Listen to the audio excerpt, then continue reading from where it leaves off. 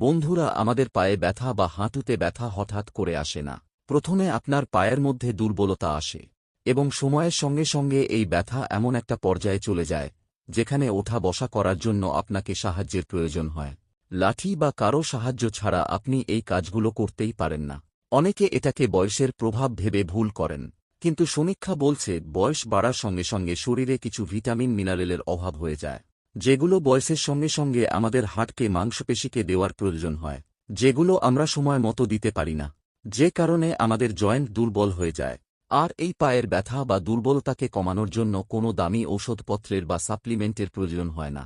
আমাদের এই প্রকৃতির মধ্যে এমন খাবার-দাবার আছে যেগুলোর বিষয়ে আপনি যদি সঠিক তথ্য নেন, এগুলোকে যদি আপনার ডায়েটের মধ্যে করতে পারেন, তাহলে আপনি কোনো বাধা ছাড়াই হাঁটাচলা করতে পারবেন।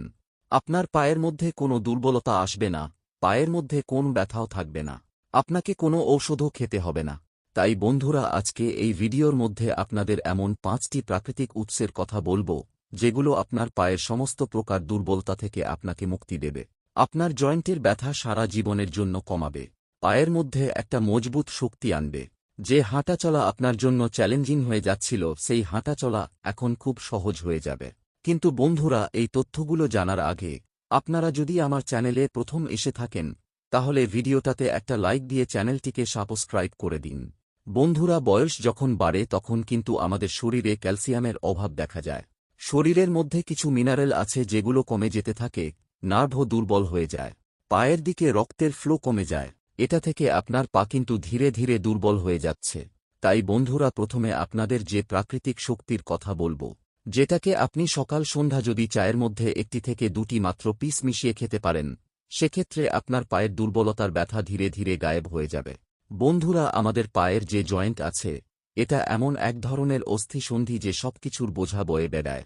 আপনি হাঁটাচলা করছেন, ওঠা বসা করছেন, ওজন তুলছেন, সব ওজন কিন্তু আমাদের হাঁটুর মধ্যে পড়ে। আমাদের ইয়াং এজে আমাদের মাংসপেশি স্ট্রং থাকে, কিন্তু বয়স বাড়লে আপনার মাংসপেশি দুর্বল হয়ে যায়।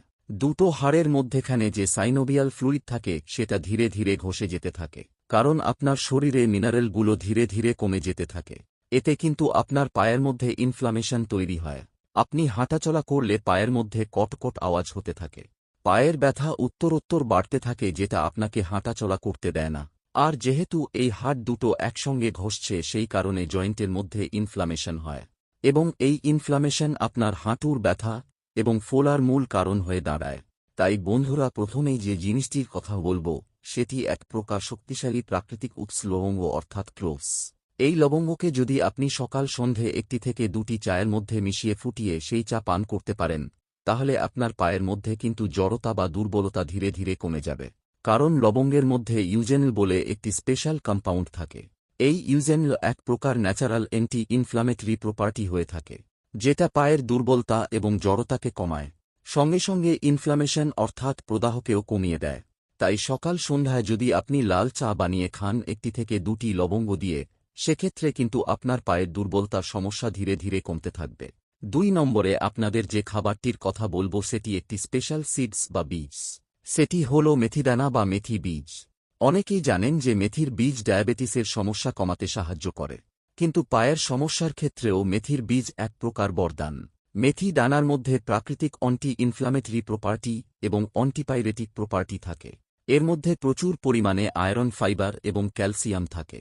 এর অ্যান্টি ইনফ্লামেটরি গুণাগুণের জন্য আপনার পায়ের ব্যথা, জড়তা এবং দুর্বলতা খুব সুন্দরভাবে কমে যায়। আপনার হাঁটুর যে চিপচিপে পদার্থ বা সাইনোভিয়াল ফ্লুইড আছে সেটা বাড়ে।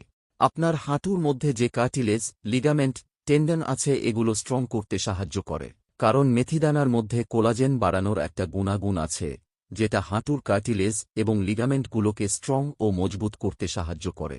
মেথি দানা খাওয়ার নিয়ম হল প্রতিদিন রাতে 1 চামচ রাতে ভিজিয়ে দিন এবং সকালে সেই জলটা পান করে মেথি দানাটাকে সুন্দর করে চিবিয়ে খেয়ে নিন, যেগুলো আপনার পায়ের দুর্বলতাকে কমাতে সাহায্য করবে। 3 নম্বরে আপনাদের এমন একটি জিনিসের কথা বলবো, সেটি হল হলুদ, অর্থাৎ টার্মারিক। হলুদ এমন একটি খাবার যেটা ন্যাচারাল পেনকিলারের মতো কাজ করে। আপনি পেনকিলার খেয়ে যে উপকারিতা পাবেন না, সেটা কিন্তু হলুদ খেয়ে পেতে পারেন।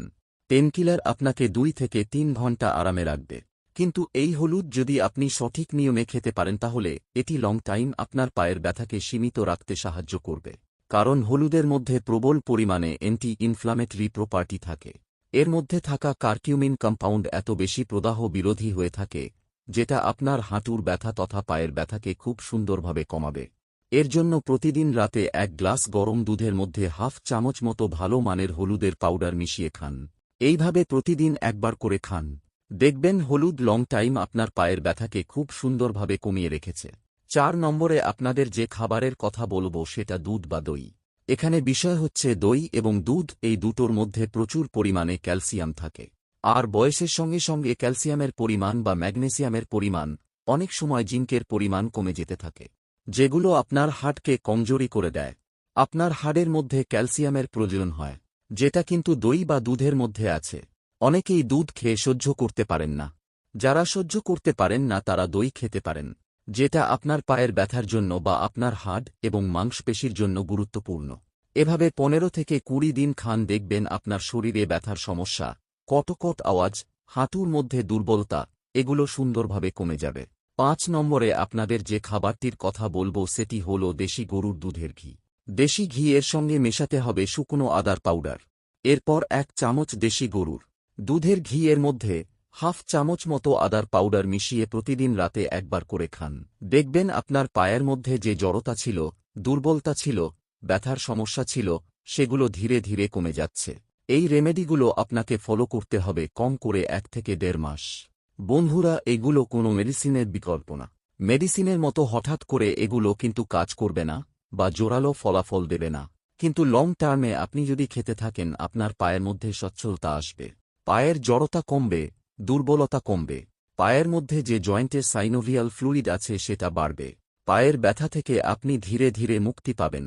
তাই আজকে এই ভিডিওর মধ্যে বলা এই প্রাকৃতিক উপায়গুলোকে ফলো করে দেখুন। আপনার শরীর ঠিক থাকবে, পায়ের ব্যথা স্টেবল থাকবে। আশা করছি বন্ধুরা আজকের ভিডিওটি আপনাদের ভালো লেগেছে। যদি ভালো লাগে অবশ্যই একটি লাইক করবেন। আর এই ধরনের আরও ভিডিও পাওয়ার জন্য আমার চ্যানেলটিকে সাবস্ক্রাইব করে পাশের বেল বাটনটি টিপে অল অপশনটি ক্লিক করে দেবেন। তো বন্ধুরা, দেখা হচ্ছে পরের ভিডিওতে।